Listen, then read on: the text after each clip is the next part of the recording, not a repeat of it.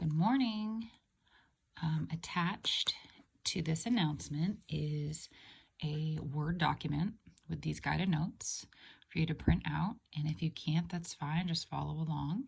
We're going to be talking about data displays, stem and leaf, frequency tables, bar graphs, and line graphs. You've already done box and whisker plots. And if you haven't got that stuff into me, get it in as soon as you can. I'm just putting zeros in the grade book until things are filled in so that it alerts you that it's not done.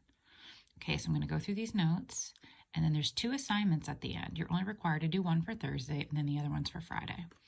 So the first thing is a variable is a characteristic of a group or people or objects that can assume different values, and we call that data. So right now with everything going on, that's a perfect example of like how to read data and how to use it. So this is actually a really good time to have this unit. Data that have units that can be measured are called quantitative data or measurement data. So this is things that actually can have numbers associated with them, like what we're going through right now. There's actually things like we're talking about distance, 5 miles, or if there's time, 15 seconds, or just like we have with a certain situation going on, cases and things like that. There's other data that can be organized, and that's categorical data or qualitative data. So types of hair color, types of cars, that's more qualitative. And it's easier to work with numerical data or measurement data than it is qualitative, but it doesn't matter, they're both types of data. So we describe the following as qualitative or quantitative. So your favorite color, well, that's not a measurement, that's not a quantity, it's a quality. So you'd say qualitative. And then times would be quantitative because it's quantities or numbers. So it's 2 types of data. Okay. Now we can display data in many different ways. So here's a data display of a stem and leaf plot. The digits of the least place value usually form the leaves, and the rest of the digits form stems. So the fastest animal on land is a cheetah. Cheetahs can run up to 60 miles per hour. So that's going to be in here. The speed of 20 of the fastest land animals are on this chart. Oh, why is it getting out of focus? Okay, here we go. So I'm not sure what the fastest land animals are. Usually in class when I do this lesson, we look at some of the videos, and kids are always surprised to find out how fast hippos are. So if you're bored today, you could YouTube hippos. It's kind of crazy how crazy they are and how fast they are. Or look up today the fastest land animals, learn something new. So these are their speeds. So what I did is I wrote them all out, because even if we have a stem and leaf plot, to me this isn't as nice to see as this, so I always write it out anyway. And so the key is you have to have a key with a stem and leaf plot. If you see 3/2, it equals 32, then you can look here and say, well, that'd be 40 and 40 and 40 and 40 and 42 and 43 and 45. So go ahead and pause the video and write each number in a box. Okay, I'll give you a moment to do that. All right, then now that you're back to the video and you've wrote all your numbers out, I mean, you don't have to, but it'll make your life a lot easier. And they want to know the mean, median, mode, and range. Are there any outliers, high or low? Will it affect the data?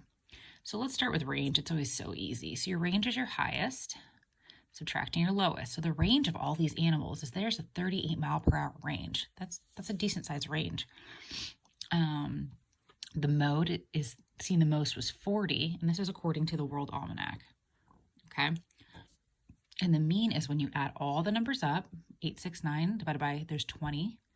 Mean is the average. It's about 43.45 miles per hour. Now, if you just wrote 43, that's fine. They didn't ask specifically to the nearest mile per hour. And median is the middle. So what I do is just kind of swish, swish, swish, swish, and then swish, swish, swish, swish. Very technical. 1, 2, 1, 2, 1, 1, 1, 1. Oh, it's between 40 and 42. So the average of that would be 41 miles per hour. Okay, so that's how you find the mean, median, mode, and range for stem and leaf plots. So the stem is always the front number, okay?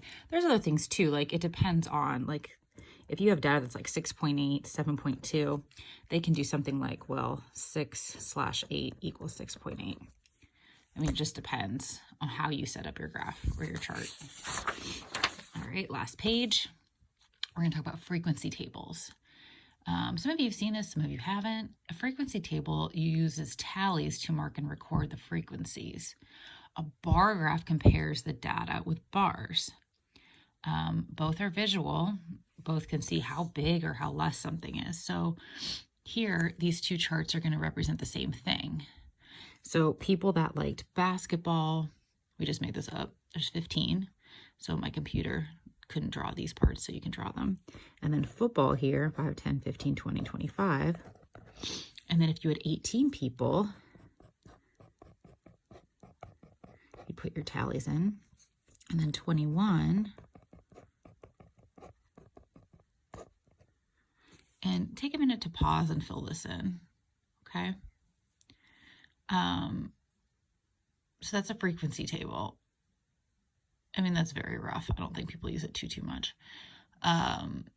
Maybe to get your data. And then there's a bar graph that represents your data, and that's nice and visual. So draw on the x-axis the sports.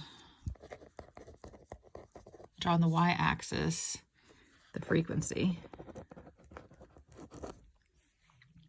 or votes, or whatever you want to put. And you would probably make sure these are equidistant. I just free-handedly did this. You'd probably use a ruler or something like that. And nowadays people use the computer, use Excel or something. So for basketball, we said 15. So I'm going to go right in the middle and I'm going to make a bar graph. And then football was 25. So I go to the middle here and draw a bar graph. Same with 18. And then same with 21.